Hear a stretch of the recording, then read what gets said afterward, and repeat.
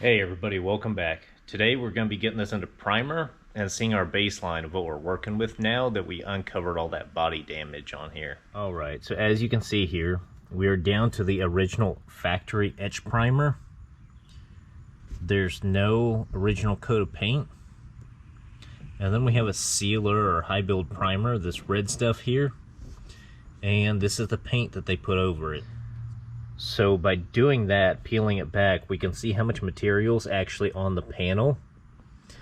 Which with this being really only one paint job on here in this area, we should just be able to prime it. We don't have to worry about the material being too thick on this panel. And as you can see up here, the bed is the same way. There actually isn't any sealer primer up here. Although, we did find out that they patched in, I don't know if you can see this tape line in here. It appears they did a hard tape edge and painted in the bottom quarters of this bed. From there, that kind of clued us in that there is very minimal body work up in here. We're really just focusing on the bottom quarters. But with this being a truck bed, we can actually see behind it. And you can tell there really isn't any serious body work in there. As well as, if you look in here, John was telling me he accidentally bumped this when he was working on it. And that's what caused the crack in here. So the game plan is we're gonna sand this out down here a little bit more. Feather in the edges so it's not so sharp drop off into the metal, and then we'll be putting some edge primer on here and following that up by a 2K primer. A few people were asking me about my thumb, and I actually kind of had a weird freak accident with one of the Milwaukee M12 ratchets, and it pretty much cut my thumb in half from top to bottom all the way around the side. And that happened right before we started doing the Viper. You'll notice this trigger lever here. This little flappy metal piece is actually what went through my thumb and cut it. You'll notice the little plastic trigger that it pushes against broke off with the force of what happened. It's not really anything to worry about. It was kind of a freak accident. I feel like it would be very hard to replicate that. But it's been a few months now and should be good to go. I have all feeling back in it, movement, so we should be good.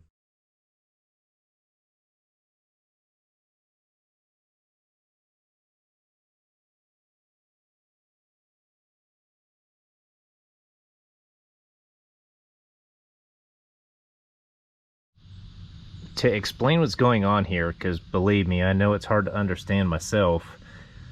It looks like somebody skim coated this whole perfect panel just because there's a little tiny ding up here.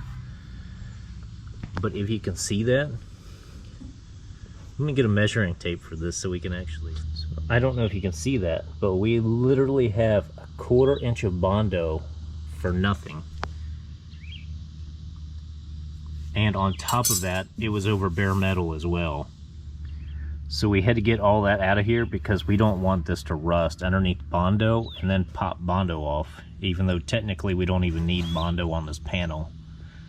So we're just taking it all off. We're gonna etch prime it, and go from there.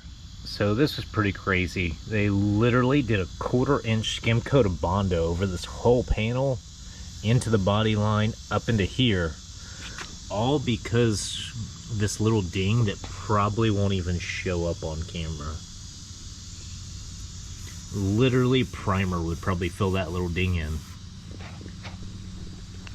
And if you can see, they didn't wrap Bondo at all into the corners, so we should be pretty good over there. Just a matter of smoothing it out and blending into the corners. We went ahead and we knocked down all the edges with 180 just to kind of blend in nicely, feathered out. That way we don't have a high ridge here where all our primer is going to be to blend into the rest of the paint. That's good. And also down here, the only real damage on the truck was this on the cab corner. You can see all the little dimples. It looks like maybe they pulled it out with some pins. So we took our little wire wheel and we dug out all the old Bondo that was in here. That way we can start fresh. Alright, so I found the perfect example of what I want to show you guys. See how this panel, it kind of rounds a little bit, and then it's smooth through here. And it kind of rounds, you have a nice little bubble in here. That's how the body on this goes.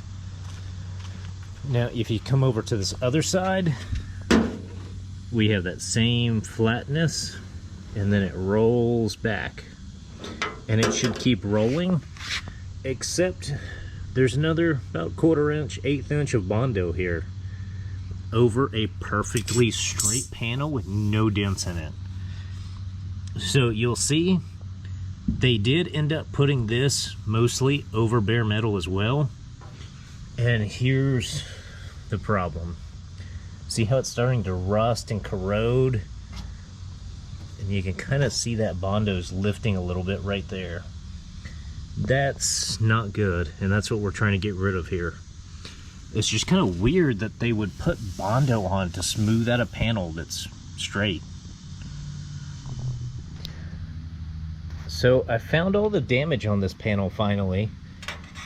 So this whole panel was skim coated just because there's a little bit of damage in here that could easily be hammered out and just lightly skim coated.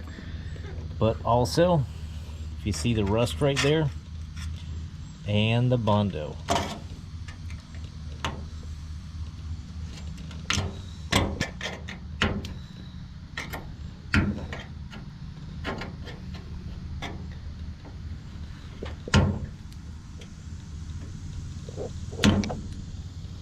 Look at that.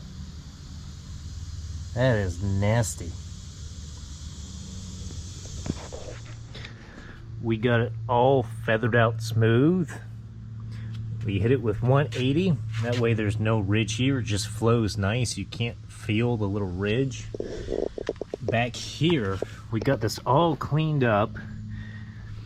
You might be able to see there's a tiny little dent here and then one here as well. So we're probably going to hammer and dolly that a little bit.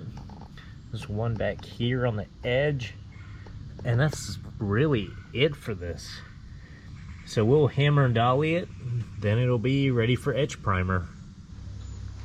Also, I wanted to point out with this, when we went and sanded it up here, we rolled down the window and pulled that rubber weather stripping out. Then we threw some tape up in here. That way we won't have any dust getting inside the car. Alright, I just realized I'm missing one of my body hammers, but we'll use this one with the rounded tip here, as well as a dolly to knock out those dings on the bottom of the bed right there in that back corner.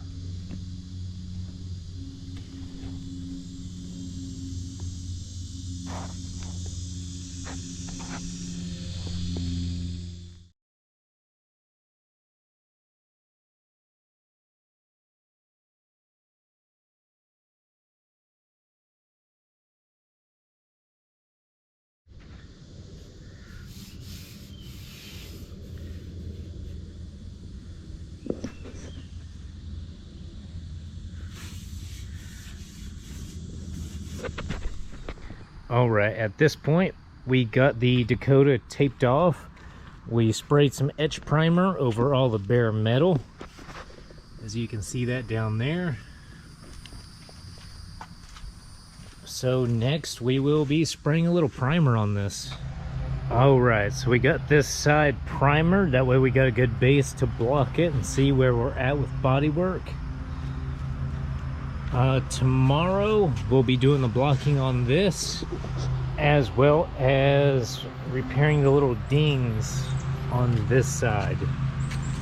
This side doesn't look like it's really had any sort of body work done on it before, so it might just be as simple as filling these little dings, priming the spots, scuffing the whole truck, in spring this side. Granted, we'll do a few little touch-ups. You'll see there's some chips in here, but that's really the only seriousness on this side of the truck. It's not nearly as bad as the other side was.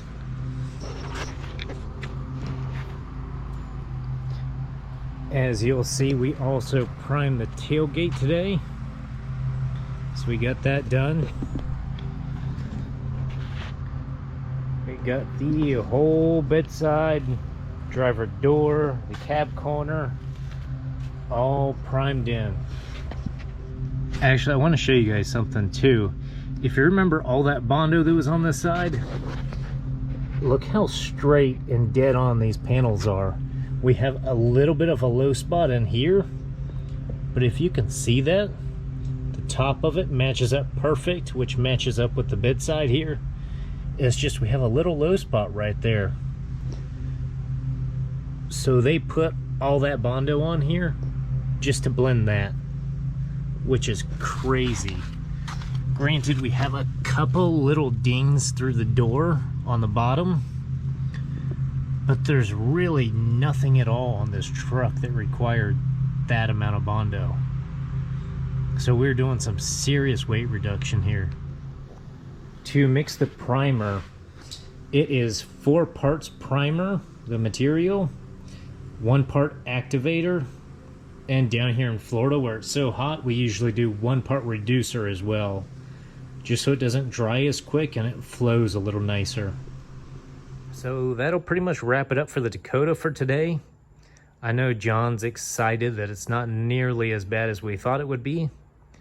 Once we started getting into it, we thought we'd be opening a can of worms with it, but it actually turned out way better than we expected.